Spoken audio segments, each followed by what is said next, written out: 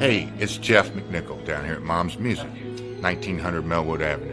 And I was just thinking, when I was a kid, the magic was at Frankfort Avenue, the Mom's Music at Frankfort Avenue. And I used to beg people to get a ride down there just to hang out with the guys and see all the cool gear. Now that I'm the owner of this store, it's like a dream come true. We're recreating the magic with the vibe that we used to have at the old store. We're carrying all the gear that you're going to possibly want. We're giving you the outstanding service and personal attention that you deserve.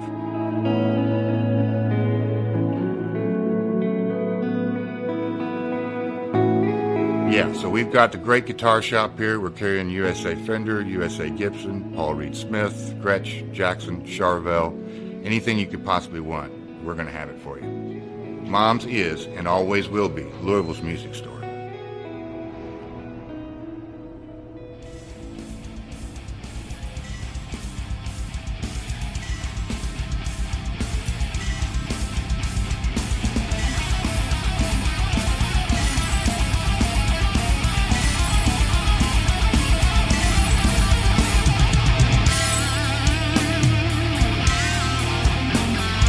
Thank you for tuning into the Metal Forge. I am Mark Jackson and I am your host. The premise of the show is pretty simple.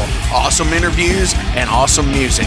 If you want to contact me, hit me up at metalforgeradio@gmail.com or visit the website metalforgeradio.com. And now let's get this show on the road. Hey, thank you all for tuning into this week's episode of the Metal Forge. I'm Mark Jackson. I'm your host. Wow, hopefully y'all have been great. It's been an interesting last week for me. This week on the show, I have Nightfyre from Munster, Germany, Northwest Germany. Awesome band. I hope you dig them because they're fucking awesome for sure. We're going to check in with them here in just a few. We're going to play some music. You know how the show goes. It's pretty much the same every week. We play a song, we do the interview, play a song out. Hell yeah. So, interesting last week or so. I got a new tattoo. It's an Orco tattoo. I'm a huge fan of Masters of the Universe. So this is the first color tattoo I've got in 20 years. Everything else I have is, kind of grayscaled, black and white. So that's an interesting experience to get back into because over the last couple of years I've got a few. But like I said, no color. But now, it's interesting. And I want to give a shout out to the artist who did it. Jared Spicer at Ageless Art Tattoo in Clarksville, Indiana. Hell yeah. If you're in the area, go see him. Go book an appointment with those guys. They do awesome fucking work. Super rad crew. Phil, Adam, Jared, everybody else in the studio. Sorry if I didn't drop your name. But yeah, super fucking rad people. For sure. Gonna keep it kind of lax this week because, like I said, it's been an interesting week.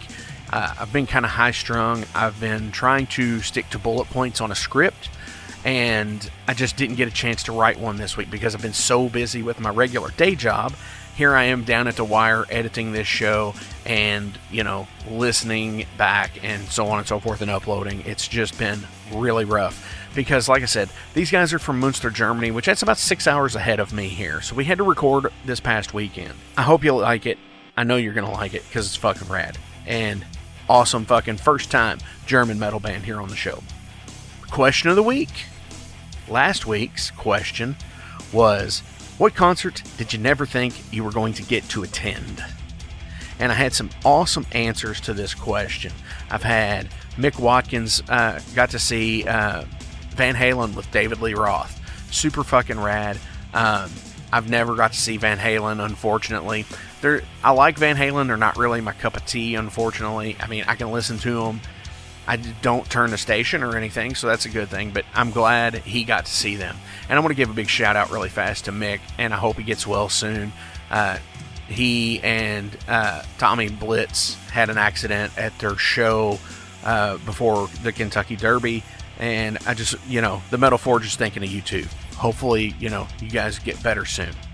Dieter Zimmerman, he got to see My Life with Thrill Kill Cult. Super rad. Never saw either of them, but hey, I bet it was awesome, for sure. Brett and Mike both said Fraley's Comet with all original members. Cool. And then also Mike said, too, that he got to see the Misfits with the original lineup. So, fucking, that's rad as shit already. Bex got to see Black Sabbath. Super rad. Lisa from White Crone got to see Kiss on the first reunion tour back in like 1996, where it was the original band getting back together in the makeup. So that's pretty cool. Alexis says Soundgarden. That's rad. Again, not really my cup of tea. I dig what they do.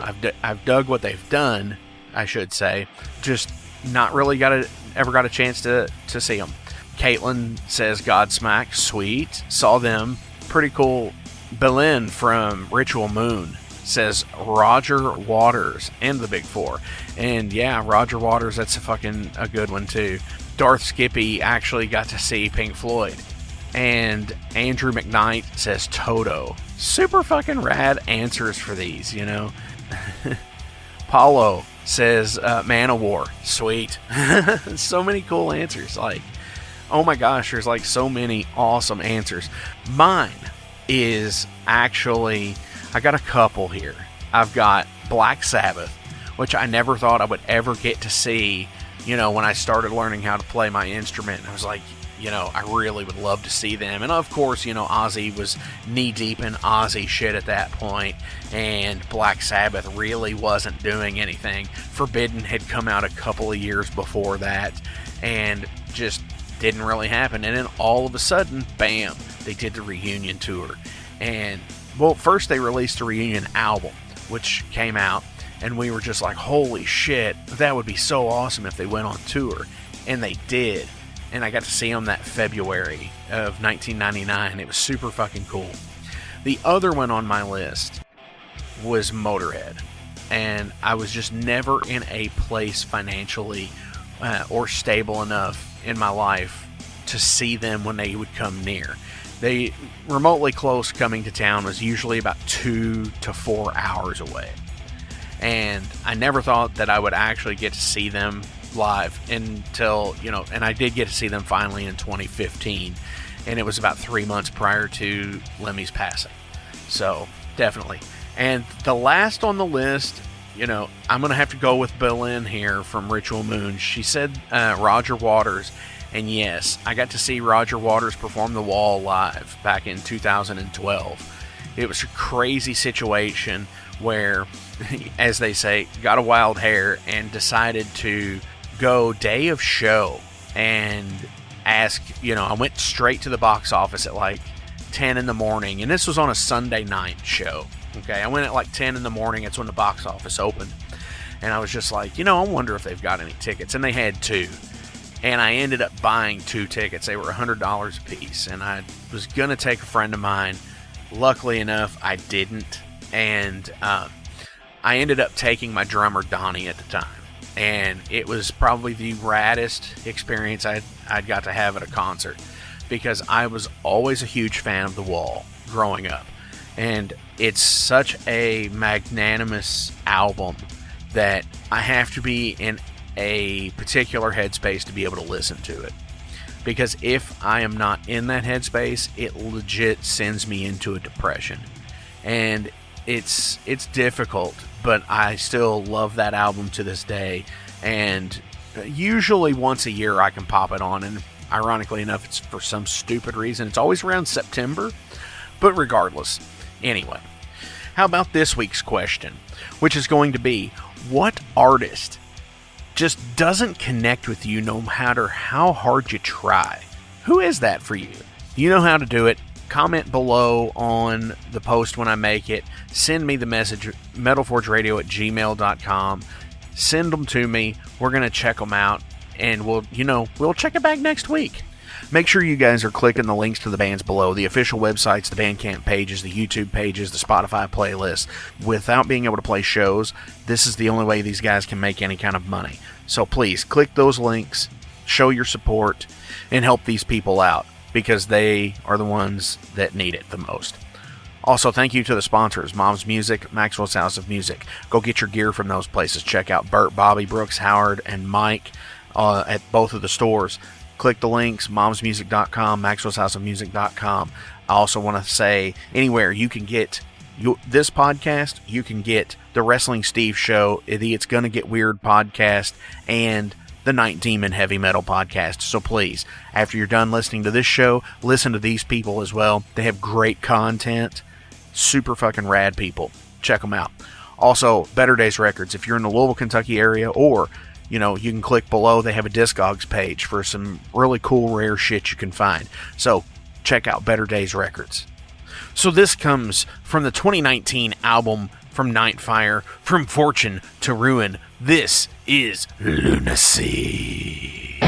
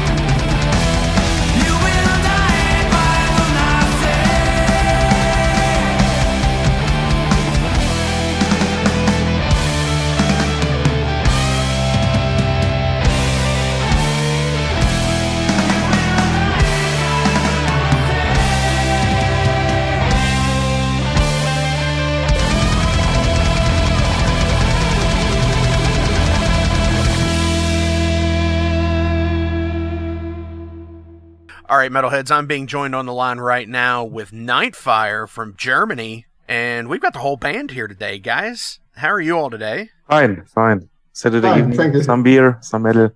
Yeah, nice. Thank you for having us.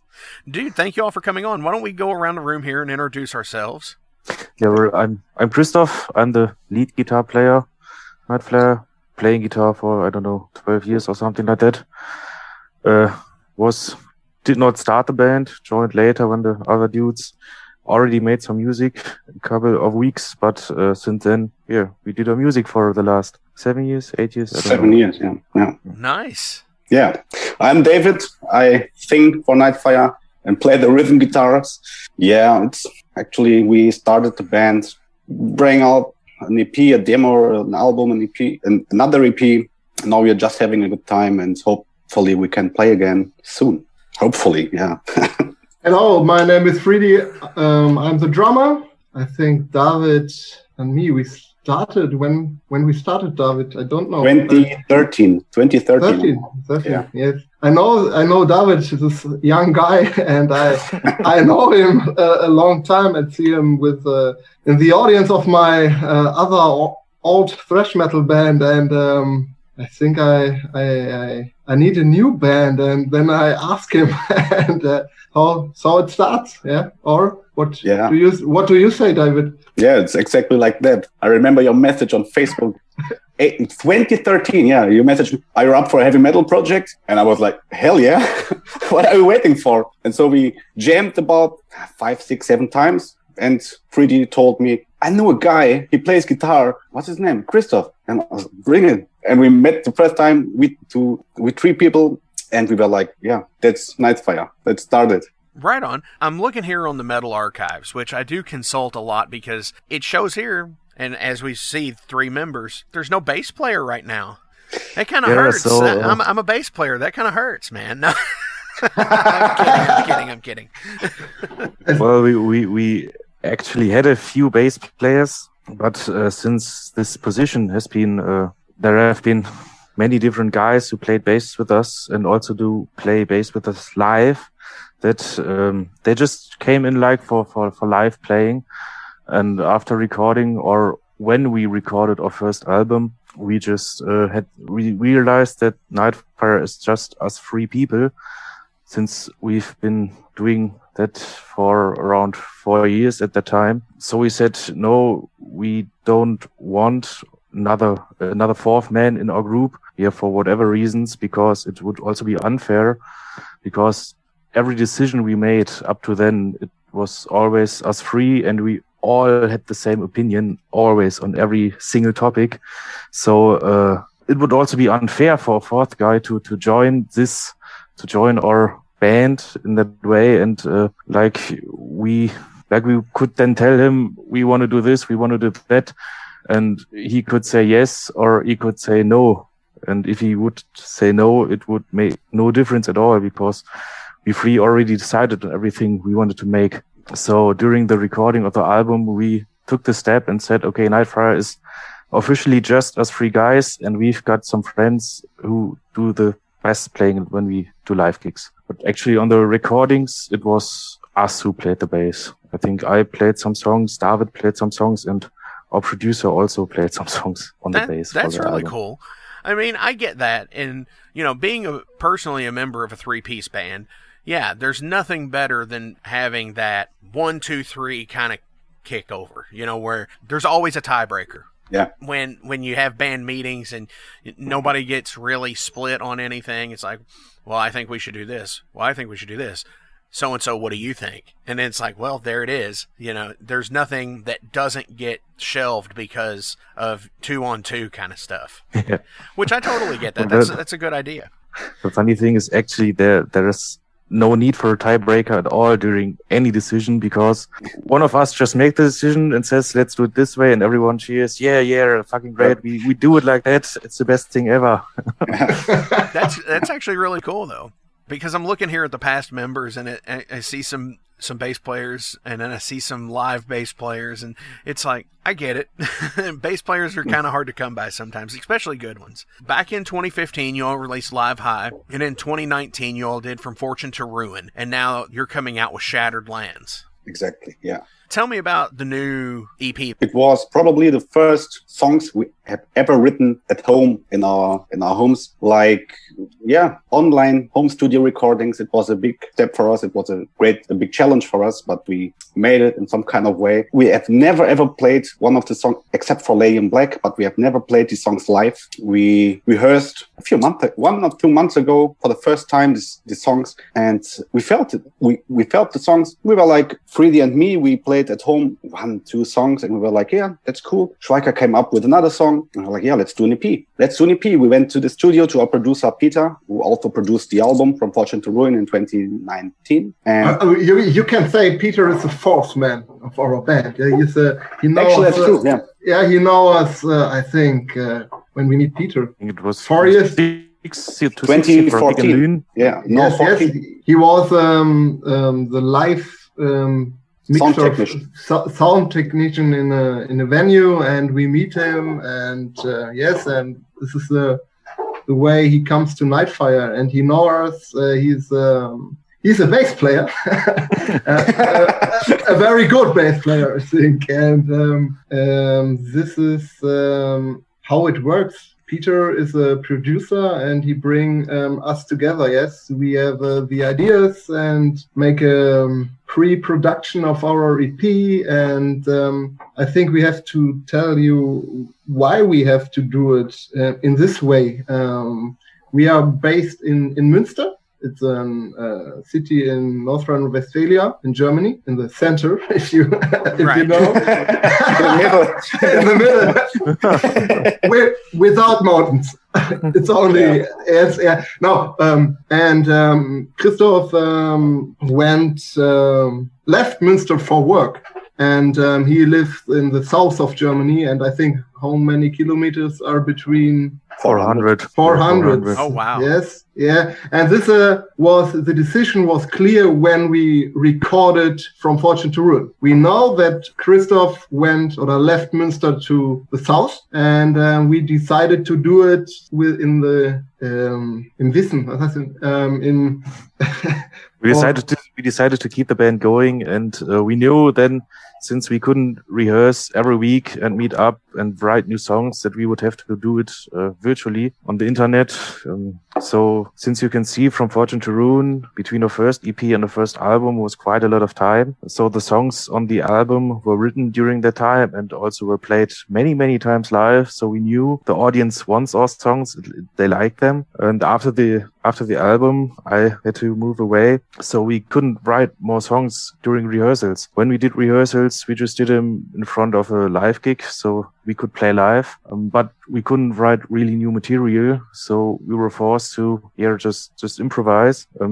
Actually, Lady in Black, we wrote that song together. The two guys, they visited me in the south of Germany for a weekend. They had their e-drums, and we had some kind of audio in the computer, and everyone had headphones on, and we were in this room, and everyone and that's when Lady in Black was written. But the other songs, it was the first time that we had to sit down and think, what do you want to write? It's not just like riffing off in the room and that's cool, play it like that. No, it's just sit down and actually think, what do you want to write a song about? What do you want it to listen to? And then we did the pre-production. Everyone recorded stuff at home. Except me.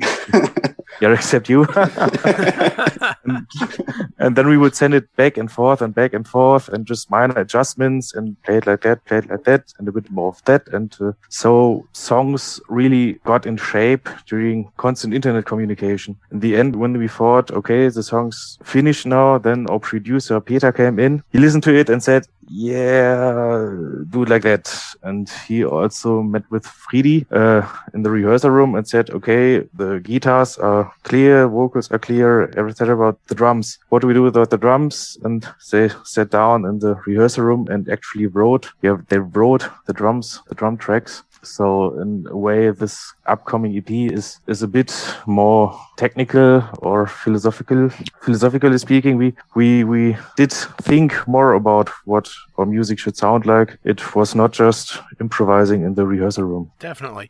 So it sounds like pretty much from the beginning that you all had been doing this virtual writing process over the last few years, as opposed to most bands got pushed into that over the last year. Yeah, well, actually, we started around, last year, up to 2 years. We just started. We had the date for the studio, and we hadn't finished the songs. So we had, we've got 3 months for the studio. Now go write some music at home. Yes, we had to make a decision. Nightfyre were broken when we don't do this virtual digital kind of band living, or Nightfyre will shut down. So we decided to do this way, and we worked on it. I think directly 1 or 2 years after From Fortune to Ruin, it was clear by the records of From Fortune to Ruin that Schweiker left our city. So it was a slow process to learn it. I think it was a very trial and error to do this. Yes, for us, we are not the professional producer which learned Cubase and all the technician stuff. So it was a slow process to write the songs. And this is the way how we wrote the songs for the EP. All right, hang out, guys. We're going to take a real quick break. We're going to come back. Hey guys, Wrestling Steve of the Wrestling Steve Show here. So if you're currently listening to the Metal Forge with Mark Jackson, then you understand that Mark Jackson has a pretty discerning taste when it comes to music as a whole. You'll also understand that he has a discerning taste for professional wrestling, just like me. My show is called the Wrestling Steve Show. I talk about modern and classic pro wrestling in a completely unbiased, unfiltered way. Be sure to check me out on all available podcasting platforms. That is the Wrestling Steve Show. And I am the host, Wrestling Steve. Just remember, like Confucius said, man who goes through turnstile in Thailand is going to Bangkok. Pro wrestling. Hey, are y'all in a band? Do you need merch for shows? By now I'm sure you've seen all the Metal Forge patches that are available, along with many more. Well, the printer I use for those is UKR Patcher. Check them out on Facebook and Etsy. They do awesome custom work and for extremely affordable prices for any band budget. Check them out, UKR Patcher on Facebook and Etsy. So you have a title track for this EP. It's called Shattered Lands. Tell me about that track. So yeah, about Shadowland is one of the example songs. I wrote it just where I'm sitting now. I got my guitar here and got my headphones on and just. And actually, I had the intro solo of the song, and first I thought that would be the intro for the whole album. Since we had an intro for our first album, we also wanted an intro for this EP. They had the solo at the beginning of Shattered Lands, and I told the guys here, I wrote this, what do you think? It's a great intro solo. And they said, oh no, that's way too good for an intro. Yeah, just write a song. And they're way too good for an intro. It can only go down from there if it's an intro, right? Yeah. Actually, yeah.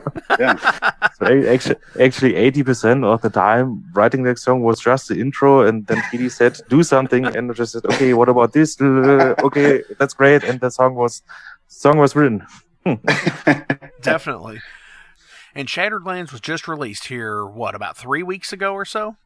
Well, for us, the release date is just where we went in the studio quite here about a year ago. Maybe June. No, it was at the end of May last year. We went in the studio for, I don't know, 4 days, 3 days, 5 days. Yeah, right. Yeah.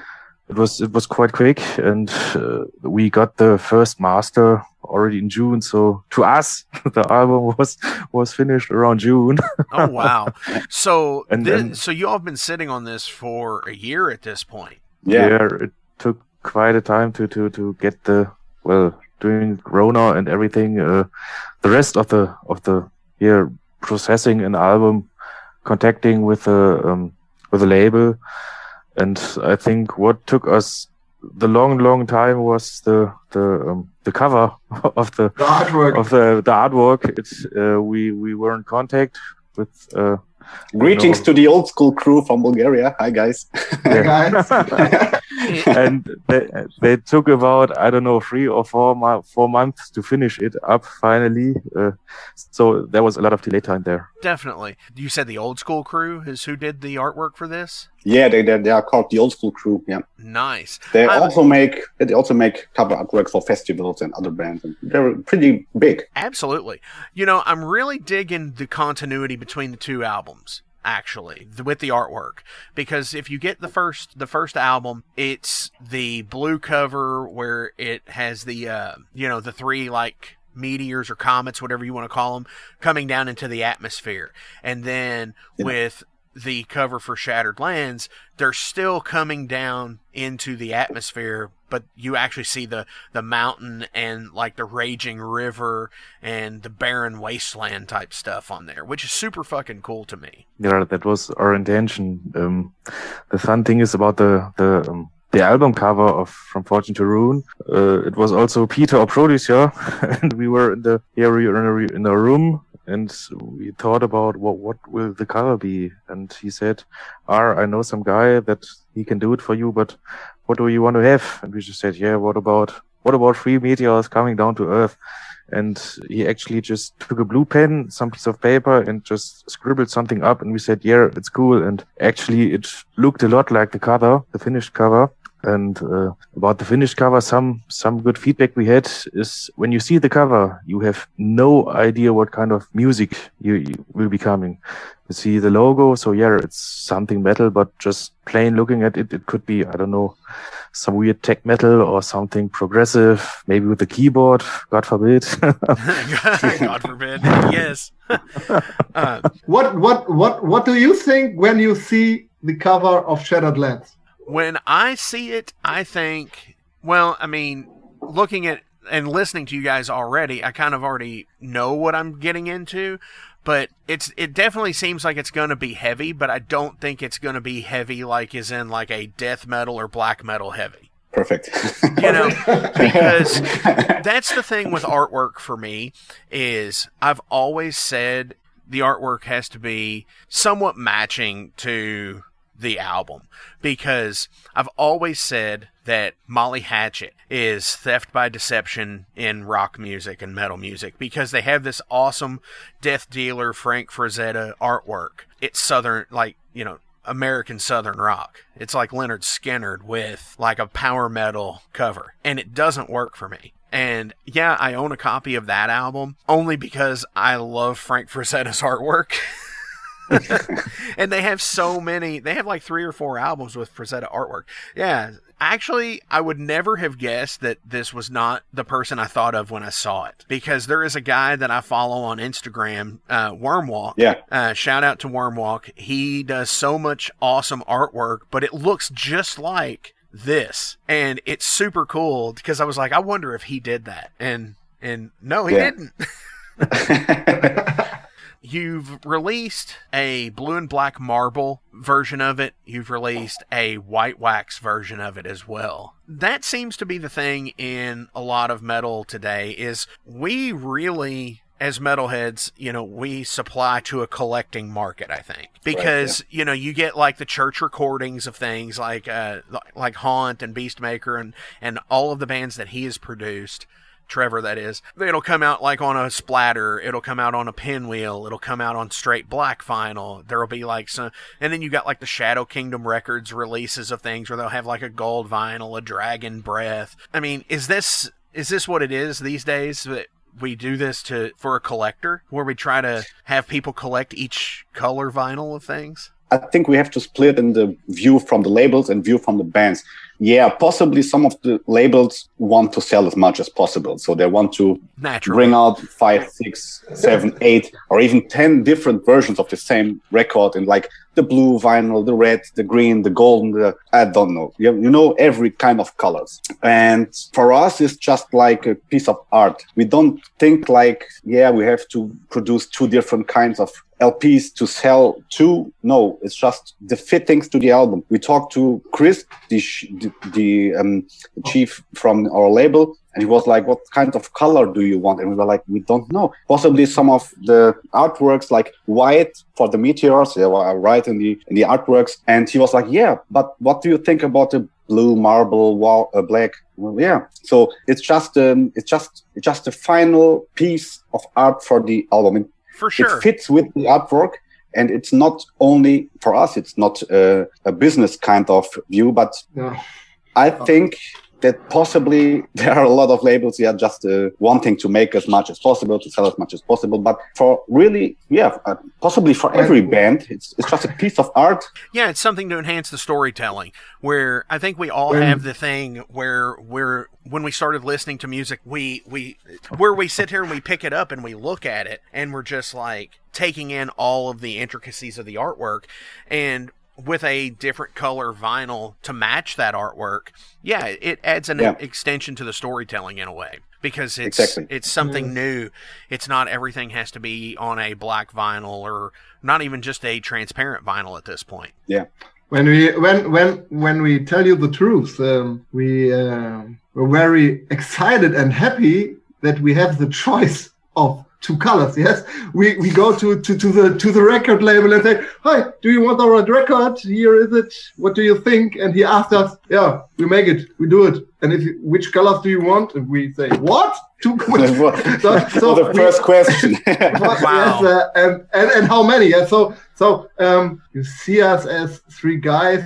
We are interested in heavy metal. We do our band, and it's our big love to do this. Yes, what the labels and about the selling of the music. It's not our motivation to do this. Yes, and we are happy to get what we get. So it was a very special thing to have the choice between two colors. So this is we think, wow, it's cool to do this. Yeah. No, I can agree with that, and I can relate to it. So for the vinyl colors, we already thought it would just be black, like the normal vinyl color, and then something like with the album, something label exclusive with a bit more extravagant colors. Then actually the label boss came to us and said, "Okay, we'll do white. And what do you think about black, blue, marble? I don't know, maple, marble." And we were like, we were just like, "Yeah, okay." We thought it would be just black in another color, but then you get marble and also white. Actually, he just sent us a PDF with around 40 possible colors, and you said, "Yeah, choose your color." And we were just like, wow, yeah.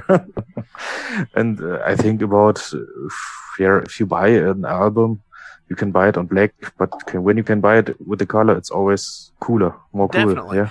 Well, and that's one of the things I've been working in a record store here in Louisville over the last few months, and one of the things that I've realized when I've done some of these metal orders to bring in more metal into the store is everything that's pressed on black vinyl is usually the rare vinyl for this. You'll have like 250 copies pressed on black, but you'll have 500 pressed on marbled red or splatter or something like that. So it makes, when you order a copy that's like, oh, well, it's back on the black vinyl, and but they're not doing that many of them, which I think that's kind of a cool thing.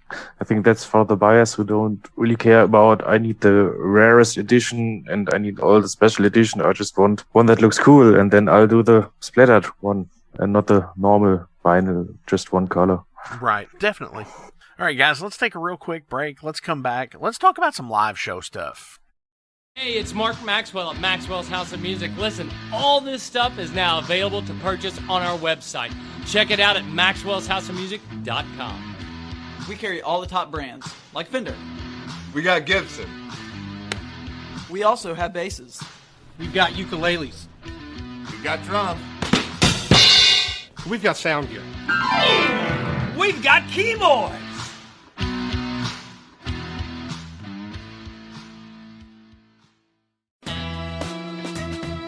Hi, this is Frank Green from the It's Gonna Get Weird podcast, a podcast I host with Scott Clark. You're gonna get everything you need on the podcast. Lots of laughs, lots of music, some sports, and maybe some inappropriate shit. Usually that's Scott's forte. Check it out. It's Gonna Get Weird. Apple Podcasts, Spotify, Google Play, and everywhere you get your podcasts online. It's Gonna Get Weird. Hey, what if you don't get out of here and make it fast? I'm gonna put my foot right in your ass. Oh! Hey! All right, welcome back, everybody. Hey, guys, so give me an instance here where it was kind of like a blown-away moment for a live show for you all. We have a story. We have a story in this case. We were asked from possibly the biggest founder of one of the coolest and biggest metal festivals in Germany. The coolest underground traditional heavy metal festival. And he asked us if we could, the festival was on a Saturday and it was Friday, and he messaged us like, "Hey guys, one of the bands can't do it tomorrow. Can you guys play it tomorrow?" And we were like, "Shit, that's not possible. That's not possible. We would love to do it, but it's not possible." And he was like, "Okay, no problem." On Sunday, he asked us, "But for next year, it's safe." And you have to note, it's one of the most important festival organizers in Germany with the coolest festival in the country. And he asked us for next year is great. And I was so in shock that I told him, yeah, I have to talk with the others first. If it's the one I'm thinking of, is it Keep It True? Yeah. Shout out. I knew it. Shout out to Oliver. Yes, definitely give shout outs to that, because that's awesome, because they have so many awesome bands that come through. Like, looking, anybody wants to take a look at the 2019 flyer, you know, you had Midnight, you had Idle Hands, Saber, Witchfall, and it was obviously the tribute to Mark Shelton. And I totally get it. So many awesome bands, and there's quite a few of them, you know, like Agent Steel, and that's fun. I mean, it's fun. And now just imagine him, the organizer and founder of the festival, getting a message from Nightfyre telling him, I'll talk with the others first. And I didn't even realize what I've written to him. And the others were like, what the fuck did you say, man?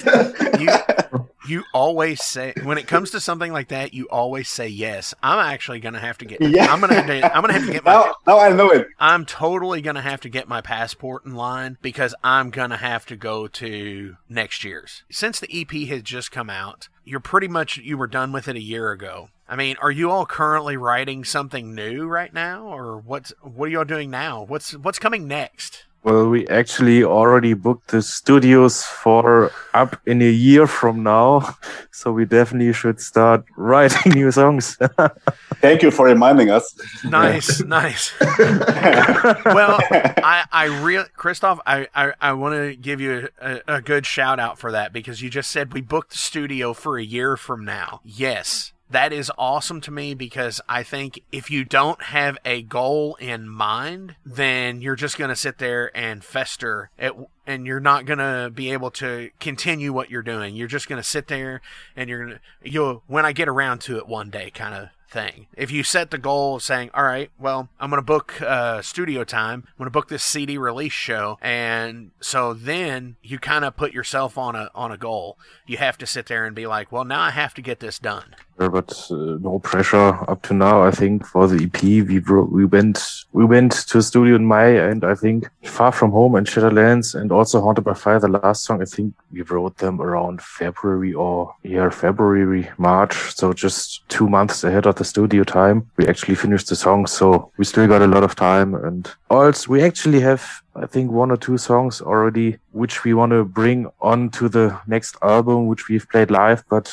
which did not make it on the last album or on this EP. And it was also, actually one of the songs we played it live for 1 or 2 times. And it's a really catchy one. There's a live version on YouTube. But around the studio, we kind of forgot about it. and then we also forgot about that the song ever existed. And actually, a few weeks ago, when I was back in Munster and we just keep jamming for a weekend, David and I, we were drinking beers late at night and watched our old live footage on YouTube. You can't tell this, man. You can't tell it. and we found the song, and we just thought, wait a second, that is our song. We literally watched every Nightfyre live video that's on YouTube. And we were like, what the hell happened to that song? What the hell happened? So we didn't even play it ever again. So that's what's really great. Yeah. You know, that's always an interesting concept to me with when we do this as independent musicians, you know, when we do stuff like that. But I want to know what Iron Maiden does when they do shit like that. Because, you know, they do it too. They have to. Yeah. Or Metallica. Sure, yeah. Like when they were recording Saint Anger, and they had recorded like 35 songs, and 11 of them made an album. I want to know what happened to the other songs that what they just kind of vaulted, you know. Exactly. So so I know when we do it, it's something. It's like, hey, whatever happened to that? And when you know, so I do like to ask some general questions about you guys as people, because I look at the metal community to be family. We all have a love for one another's bands. So these are all about you guys. Metalheads generally, like I said, are eclectic people. Earlier in the interview, when we were talking about the vinyl collection of like different colors. So other than that, what do you collect personally? I'm a very big Godzilla fan. So I've got like every Japanese Godzilla movie on on DVD. I think I've got two ones missing. I've also got some on Blu-ray. I've got 3 Godzilla statues, the small ones that are just, and I've got 4 T-shirts. Nice. So yeah, I'm a Godzilla maniac. Hey, that's awesome. I'm actually watching a guy on YouTube make a Mecha Godzilla costume. Awesome. I'm collecting my concert tickets. And the booklets of the concerts I looked at. I think I have most of every concert ticket I visit, and I think I have a lot of very special booklet recordings from my first concert I've ever been. So this is for me very special to have them, because it goes back, I think, 20 years.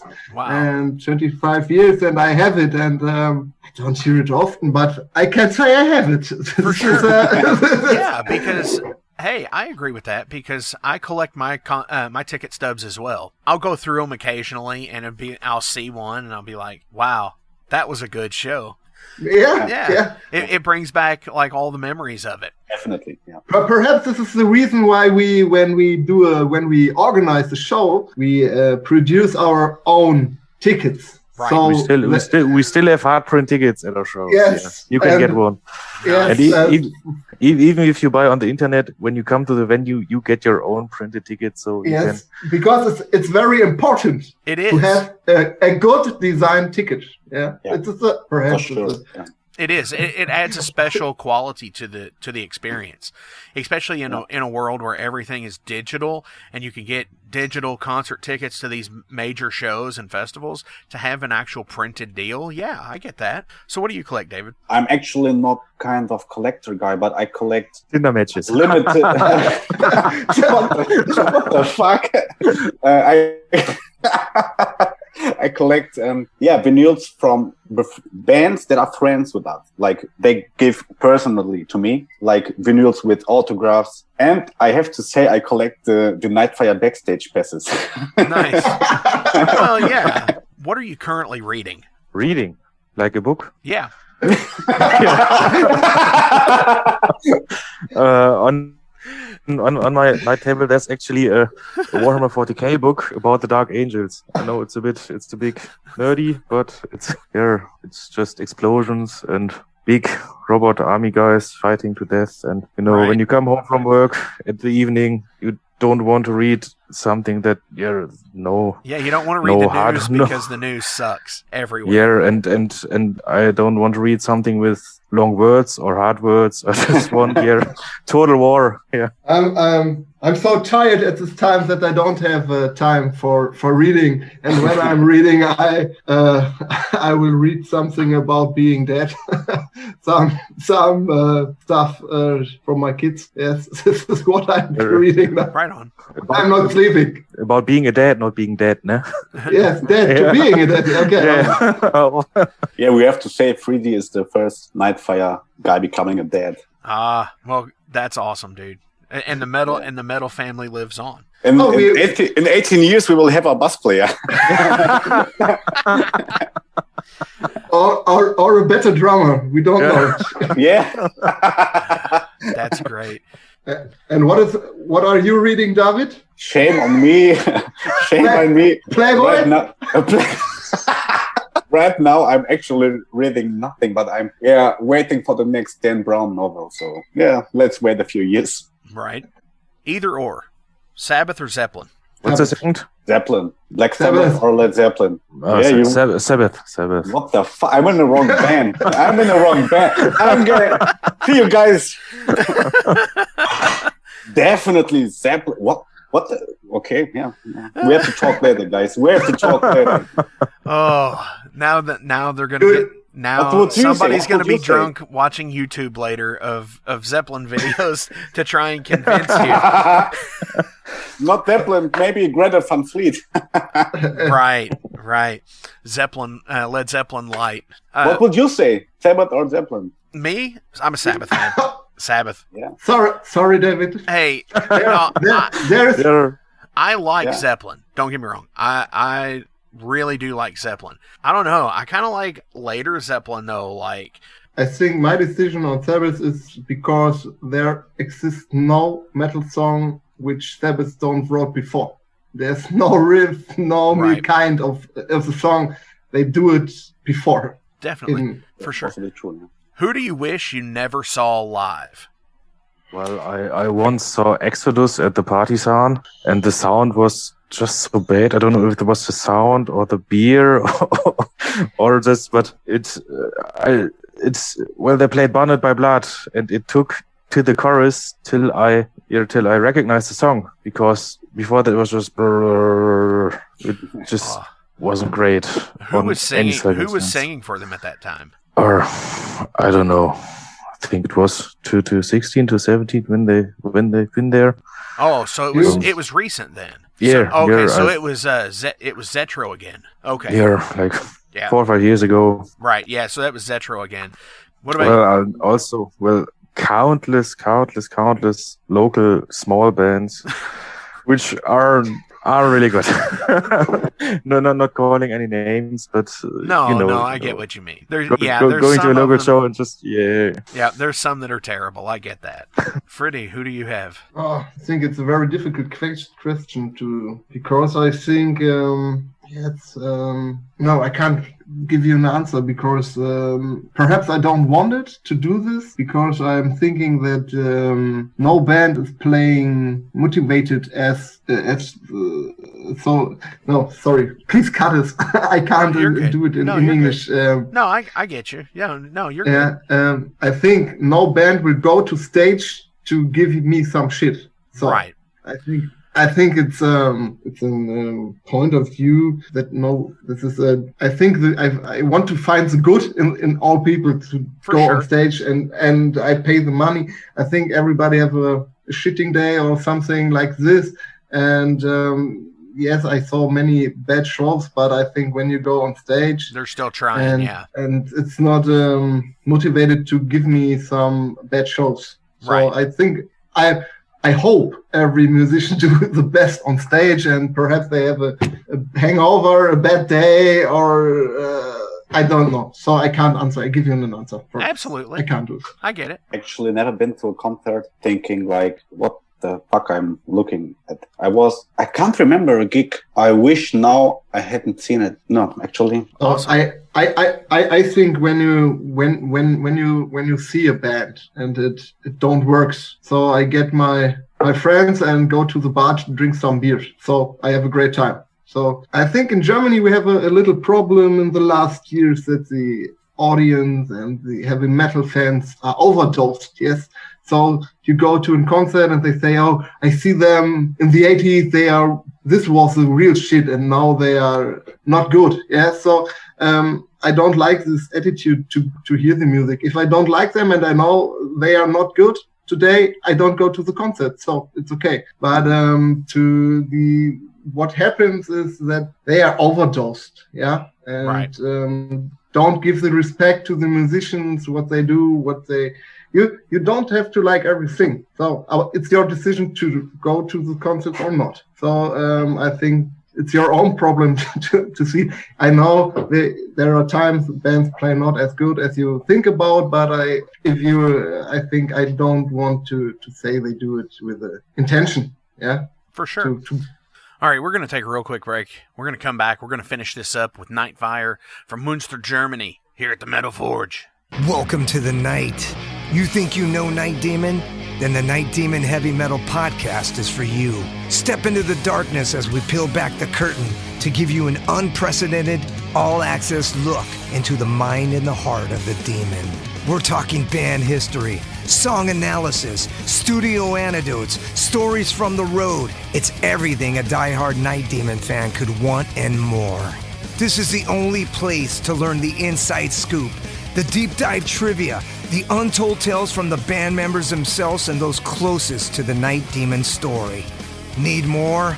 The sacred Night Demon Crypt will be pried open to reveal demo recordings that have never before seen the light of day, all with in-depth commentary by the band and the people who were there for the writing and recording process. This is a gold mine, a treasure trove of all things Night Demon. Head over to nightdemon.net or wherever you listen to podcasts. What food can you not stand? Vegan food. You know what? That is an extremely popular answer. Yeah. First thing came to my mind. Sorry, not sorry. Avocados, possibly. I hate them. I think I eat everything. Yeah. If you get yes, I don't like fish. Okay, fish. I'm not a fish friend. No, fish is not mine. Any of it at all? Like no seafood at all? No. If you keep in mind that fish are peeing into the sea, yeah, I don't want to eat them. Fair enough. What band do you like that none of your friends like? Possibly Greta Van Fleet. Yeah, I've got a lot of friends who say they're like, they're not cool. It's like they want to be Led Zeppelin, but they are not Zeppelin. Possibly Greta Van Fleet. Yeah. Right on. I think I'd say AC/DC. You know, many people say, just the same. I don't want to listen to AC/DC, but I like them. I can listen to them all day. It's repetitive, but it's repetitively cool, so it's okay. For sure. I think ABBA from Sweden. Aside from the Greta Van Fleet, AC/DC and ABBA have been on the show before. That's cool. Definitely had those answers. That's good stuff. And I get it because they're both dependable bands, or groups, I should say, at that point. What is your most unpopular music opinion? The greatest Iron Maiden albums were the first two. Oh. Damn, shots fired on that one. Yeah. I think it's over now.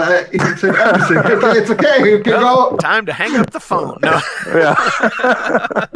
Was war denn jetzt die Frage? Eine unpopulärste Meinung, was Musik betrifft. I actually believe that the albums like we know don't have any future. After Spotify and all the streaming companies get the music business in their hands, I actually believe that the future lays in singles, and that's sad.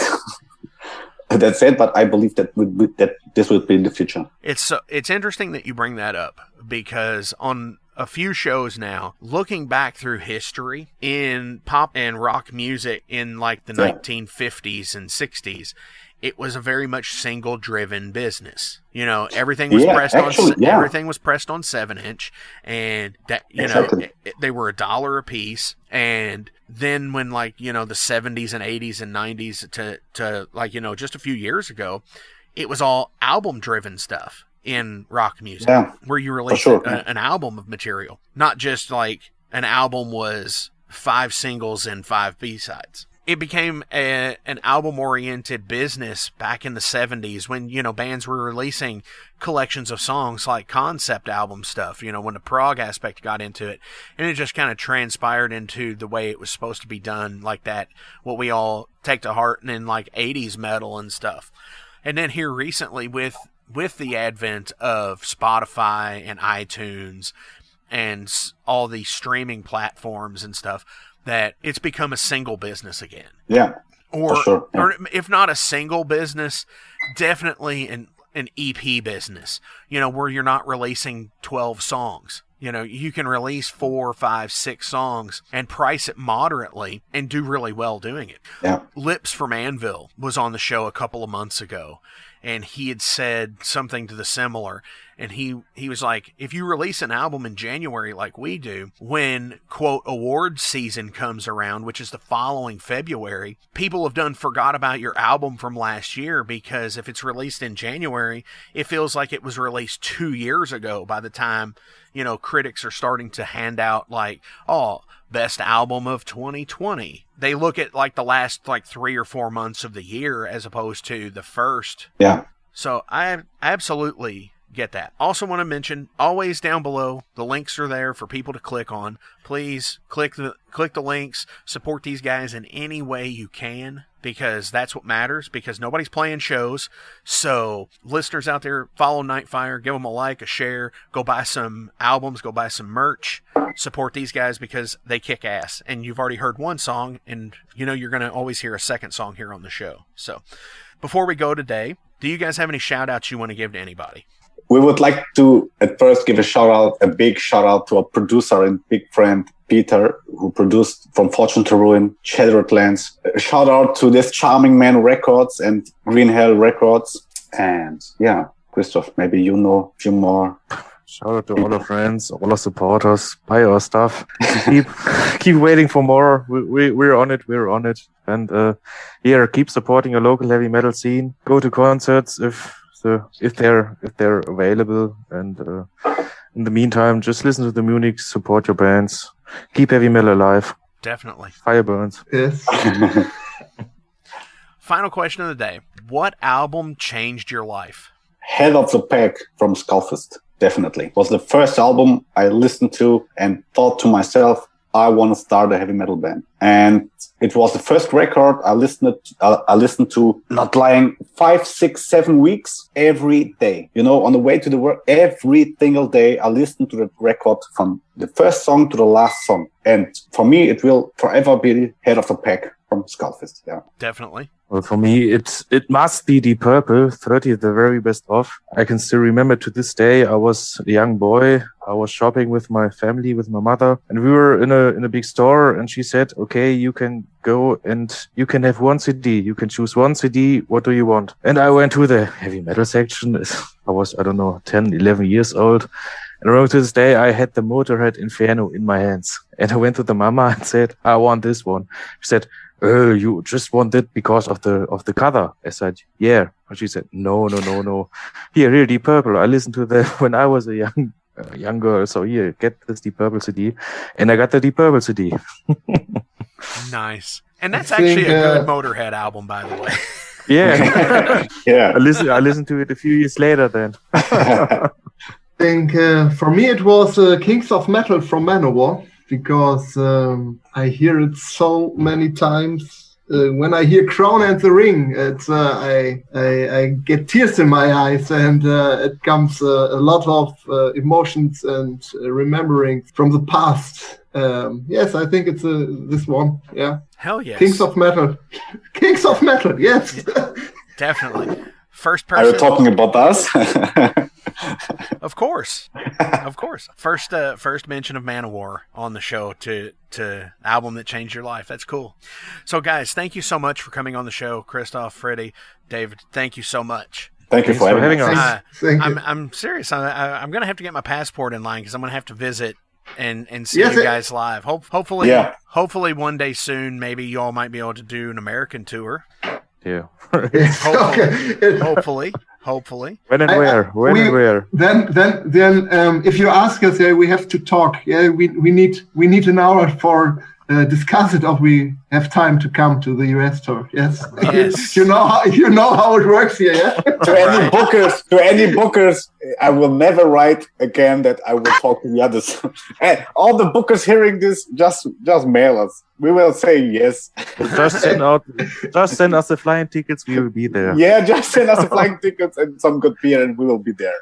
Yes. Well, you might have to bring the good beer. I think at our last rehearsal, we talked about what is the biggest dream we have. Or do you remember? I think one of it was to go with our friends at Nightfyre to the airport, take our instruments, to have a check-in, and take a flight to a concert. I think it's this is one of the biggest of the remaining Nightfyre goals. Just play a gig where you need to be flying in. Yeah, definitely. Hell yeah, for sure. Guys, again, thank you so much. I appreciate it. Cheers to, the first German metal band here on the Metal Forge. Very cool. Yeah. Thank you very much. Thank you very much. Before we leave, what song from the new EP Shattered Lands do you want me to play? So that's the point when we will get a fight, right? I will say Far From Home. What do you think? Shattered Lands, Far From Home? No, I think Far From Home was okay. Far From Home? Yeah, it's... Yes. Far From Home. Far From Home. Remember what we told at the beginning.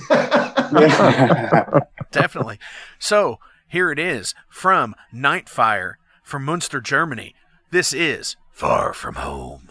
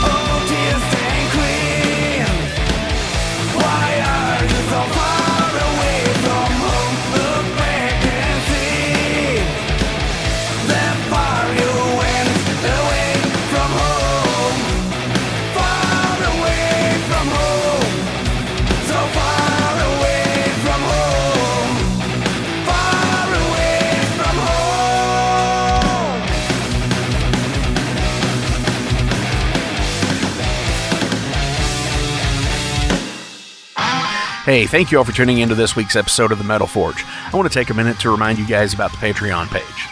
Over on the Patreon page, we have the tiers set up to support the production of the show.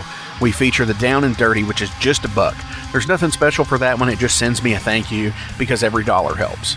Then there's the Double Down and Dirty. Much akin to the Down and Dirty tier, everything helps produce the show in the end. You make your presence known, and I appreciate that more than you realize. Thank you for being a dedicated friend and supporter of the Metal Forge. By selecting that tier, you will receive some cool Metal Forge stickers in your mailbox. Now, we're really going to start pounding the metal madness with the Apprentice Metalhead for just $5 a month.